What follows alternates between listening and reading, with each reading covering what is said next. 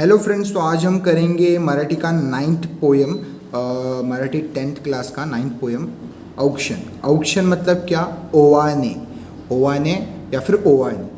ठीक है, ठीक है। मराठी में मराठी लोग जो रहते हैं, फिर मराठी रिवाज जो है उसमें क्या होता है कि कोई भी एक काम करने जा रहे हो कोई भी आप, तो वो काम सक्सेसफुल होना चाहिए।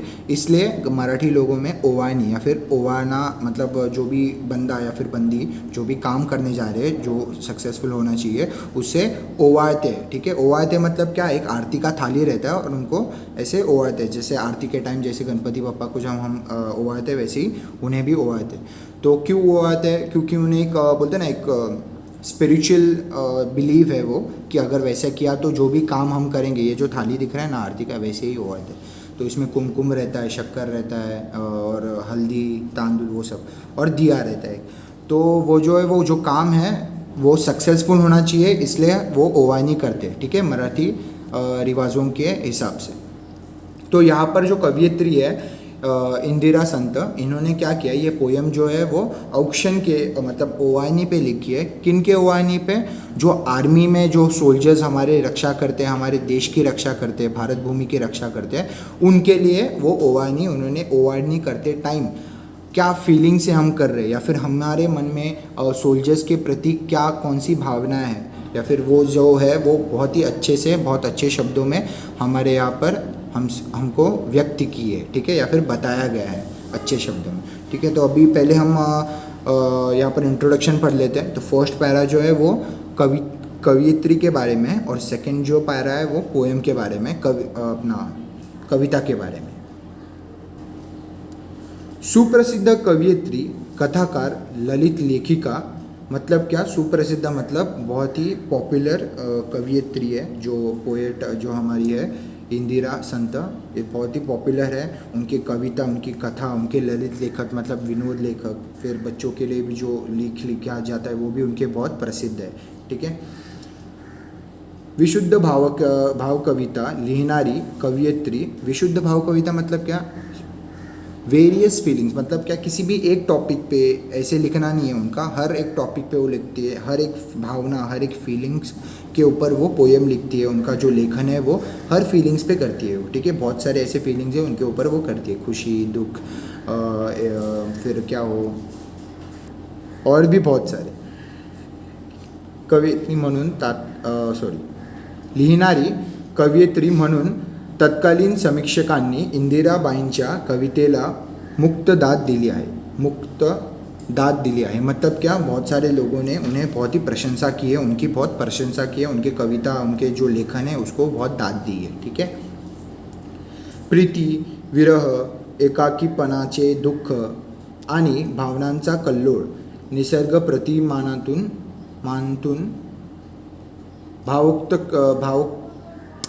भावुकतेने आणि नेमक्या शब्दातून अभिव्यक्त करण्याची शैली हे त्यांच्या काव्याचे वैशिष्ट्य होय। मतलब क्या?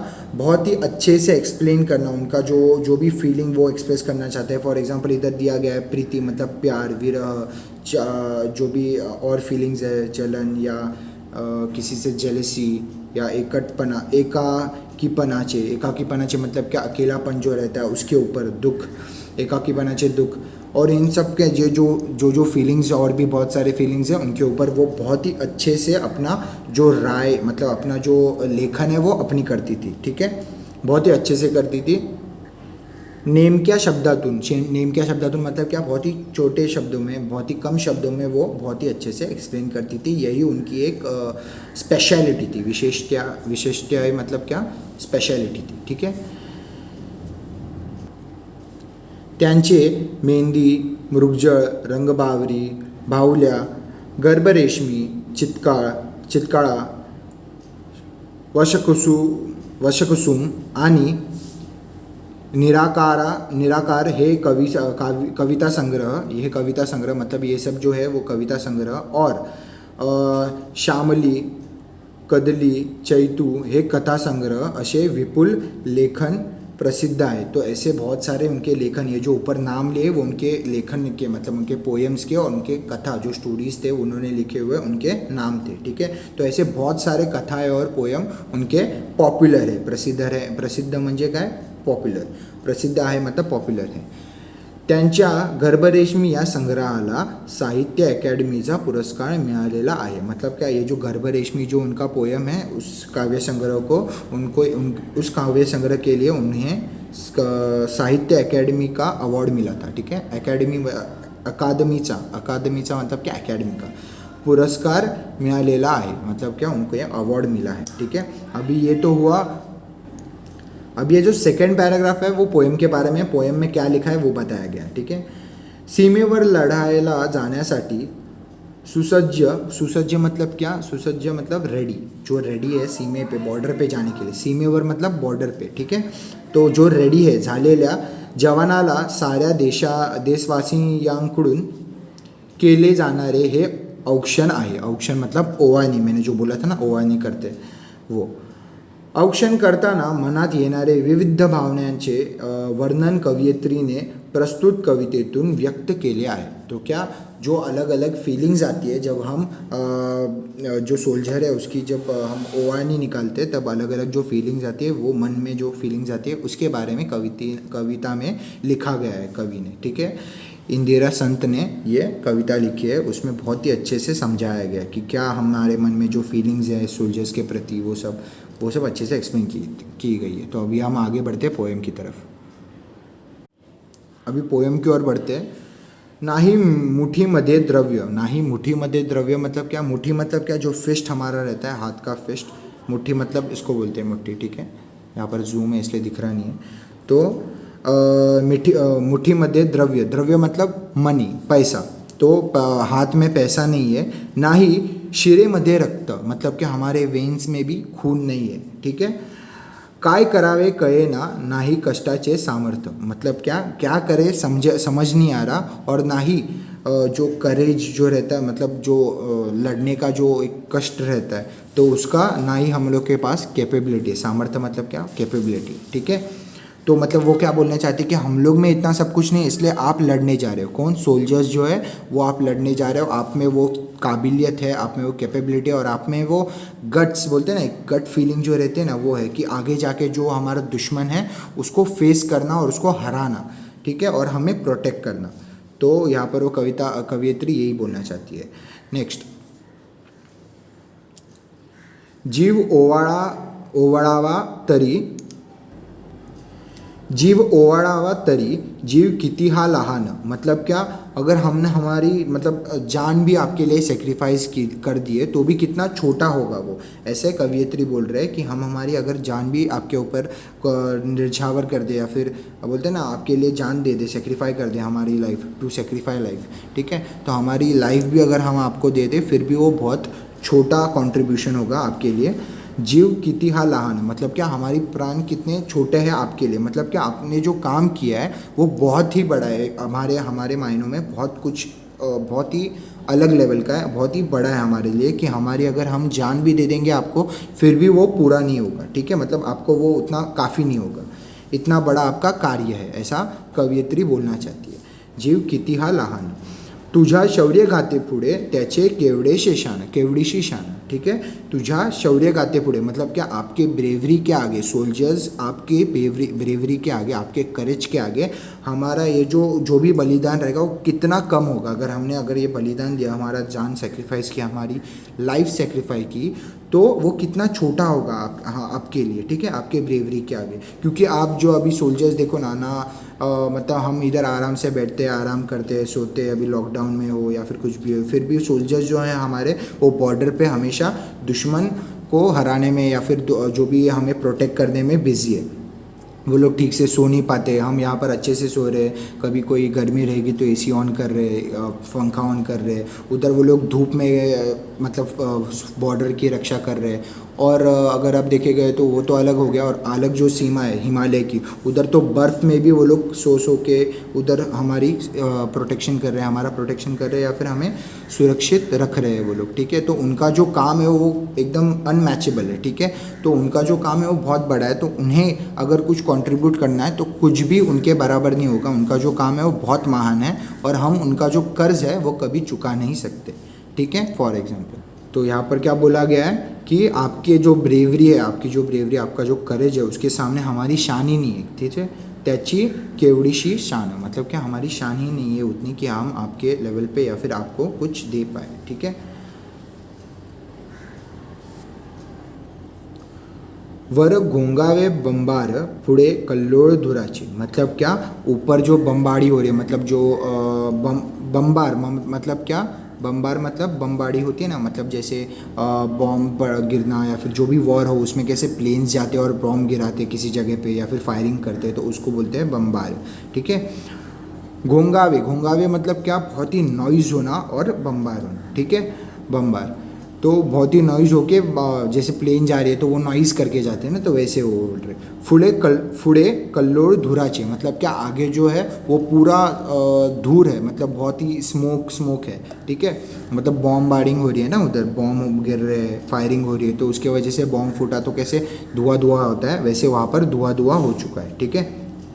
आणि धडाडत्या तोफांतून मतलब तोप जो रहती है ना, तोप, उस पर बॉम्ब छोड़ते हैं, ग्राउंड लेवल से जो बॉम्ब छोड़े जाते हैं वो तोप, ठीक है।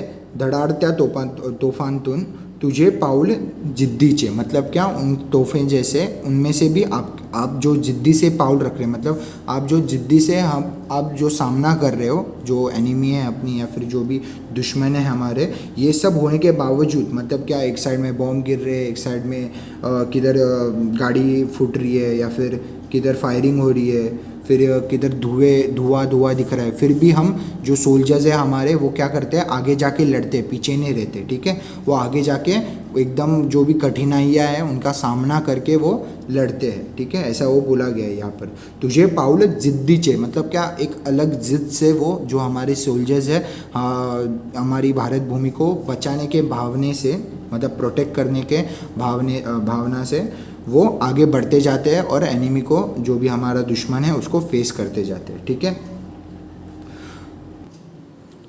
तुझी विजयाची दौड़ डोळे भरून पहावी, मतलब क्या जीतने के लिए जो तुम्हारी भागम भाग है, दौड़ मतलब क्या बोलते हैं, भागम भाग, ठीक है। जो तुम्हारा भागम भाग, जो भी जीतने के लिए, विजय होने के लिए, जीतने के लिए, विजयाची मतलब क्या, जीतने के लिए जो तुम्हारी भागम भाग है वो हम आंखें भर के देखना चाहते हैं, ठीक है। डोळे भरून पहावी मतलब क्या, हम आंखें भर के देखना चाहते हैं। आप तुम्हारी जो विजय की जो भागम भाग है, जो जीतने की जो भागम भाग है, जो कसर आपने कोई कसर नहीं छोड़ी है, वो हम देखना चाहते हैं, ठीक है।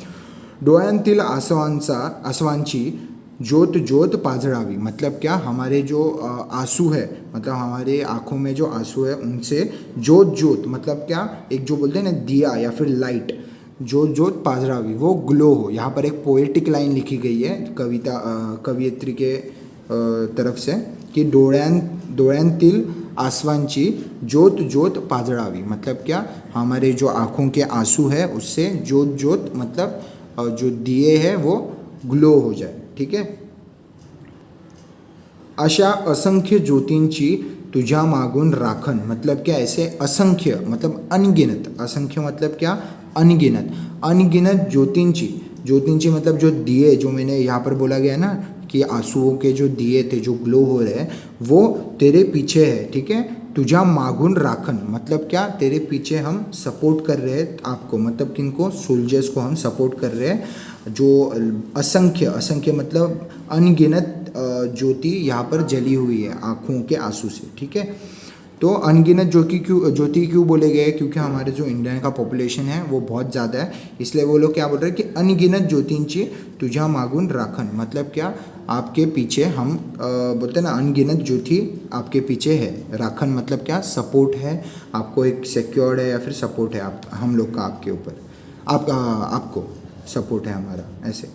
दिन दुबळ्यांचे असे तुला एकच औक्षण मतलब क्या, दीनदुबळ्यांचे मतलब क्या, जो गरीब लोग है, जो गरीब है, दीनदुबळे मतलब क्या, जो गरीब है, जो वीक है, उन्हें उनका त्यांचे असे तुला एकच औक्षण मतलब क्या, उनसे आपके लिए यही एक ओवानी है, ठीक है। तो ये जो ऊपर जो पूरी फीलिंग्स बताई गई है पूरे पोयम में, वो आपके लिए पूरा ओवानी है।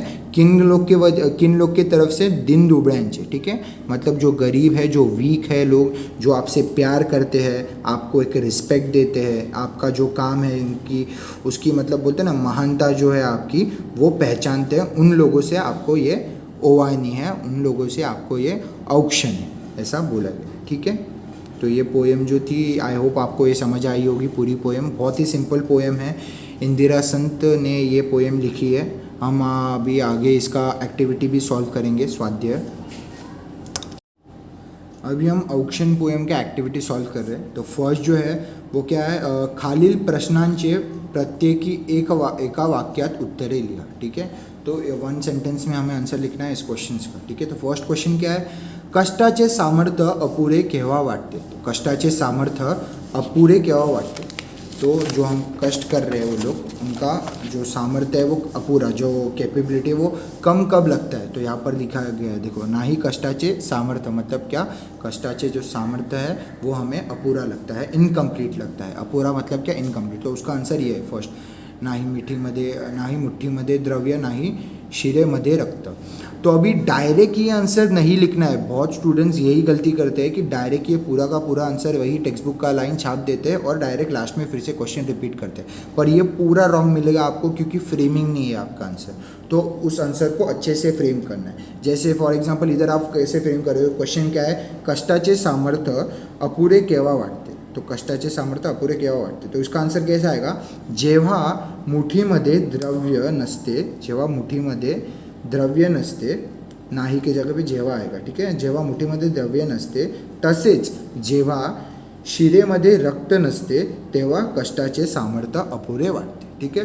तो कैसे आएगा, जेव्हा मुठीमध्ये द्रव्य नसते, तसेच जेव्हा शिरेमध्ये रक्त, शिरेमध्ये मतलब क्या, वेन्स में, ठीक है, शिरेमध्ये रक्त नसते, तेव्हा कष्टाचे सामर्थ्य अपूरे वाटते। वही क्वेश्चन फिर से फ्रेम करना है नीचे, अच्छे से पूरा आंसर आपको फ्रेम करना है, तो ही आपको मार्क्स मिलेगा। आपने डायरेक्ट यही लाइन उठाई, आपको पता है ये आंसर है, तो आपने ये पूरा लाइन वैसे ही लिख दिया और फिर से क्वेश्चन जो है वो फिर से छाप दिया, तो ऐसे बहुत जन करते हैं, इसलिए मैं बोल रहा हूँ। तो वो क्या होता है, पूरा रॉन्ग मिल जाता है, क्योंकि आपका साउंड कैसे करेगा, नाही मुठीमध्ये द्रव्य, नाही शिरेमध्ये रक्त, तेव्हा हे आपलं क्या था क्वेश्चन, तेव्हा कष्टाचे सामर्थ्य अपुरे वाटते, ऐसा।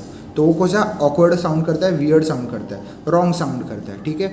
तो वो कैसे, इसलिए यहाँ पर फ्रेम करना बहुत ज़रूरी है। हर क्वेश्चन को मराठी केस में अगर एक वाक्य हो, कंप्लीट द फॉलोइंग हो, उसको फ्रेम करके लिखना क्वेश्चन के साथ, ठीक है। तो यहाँ पर फर्स्ट वाला अपना क्वेश्चन हो गया। नेक्स्ट क्वेश्चन है, सैनिकाचे पाऊल जिद्दीचे का वाटते। अभी सैनिक का जो पाउल है, जो भी उसका कदम है, वो हमें जिद्दी का क्यों लगता है। यहाँ पर उसका आंसर है, ये देखो यहाँ पर, वर घोंगावे बंबार, पुढे कल्लोळ धुराचे, धडाडत्या तोफांतून तुझे पाउल जिद्दीचे। तो यहाँ पर लिखा गया है जो सैनिक है उनका पाउल जिद्दी का। अभी इसका भी आंसर कैसे आएगा ये मैं आपको डायरेक्ट बता रहा हूँ, फ्रेम कैसे होगा। धडाडत्या तोफांतून, ये फर्स्ट लिया। सेकंड कॉमा आएगा, धडाडत्या तोफातून कॉमा, धडाडत्या तोफातून कॉमा, फिर धुरांच्या कल्लोळातून, ठीक है, धुरांच्या रांचा आएगा, इधर डॉट आएगा, धुरांच्या कल्लोळातून, फिर कॉमा आएगा, फिर आएगा घोंगावणाऱ्या बंबाराचा सामना करून सैनिक पुढे जातो, म्हणून त्याचे पाऊल जिद्दीचे वाटते। मतलब क्या, ये जो तीन मेन चीज़ें उनका सामना करके जो सैनिक है हमारे वो आगे बढ़ते हैं, इसलिए उनके जो कदम है वो बोलते ना जिद्द के हैं, जिद्दीचे पाऊल वाटतं, ठीक है। तो आंसर कैसे आएगा, फिर से रिपीट कर रहा हूँ।